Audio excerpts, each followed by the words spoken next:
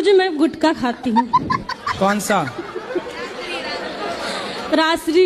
गुरुजी छूट नहीं रहा है। कितने खा जाती हो रोज? गुरुजी मैंने प्रण लिया था कि जिस दिन वृंदावन जाऊंगी, गुरुजी से मुलाकात होगी, उस दिन के बाद से खाना छोड़ दूंगी। अच्छा है आपका संकल्प। कितने के रोज खा जाती हो? 50। 50 पैकेट? 50 रुपए का। 50 रुपए के रोज? हाँ। शादी गुरुजी मेरे जो पतिदेव हैं वो भी बहुत खाते हैं, कंपटीशन करते हैं। तो पहले आपने शुरू किया कि पति ने? हम एक खाएंगे तो 2, हम 2 खाएंगे तो 4। तो आप पहले शुरुआत किसने की खाने की? शुरुआत तो वही किए थे, मुझे थोड़ा थोड़ा देते थे, फिर मुझे भी आदत पड़ गई। अच्छा, वो खाते थे तो आपको भी देते थे? हाँ। और गुरुजी जैसे मैं वो अब कैसा उल्टा हो गया, वो 1 खाते हैं तो मैं 3 खाती हूँ। क्या बोलूं मैं इस पे? क्या बोलूं क्या मैं इस पे? मैं कुछ बोल ही नहीं सकता।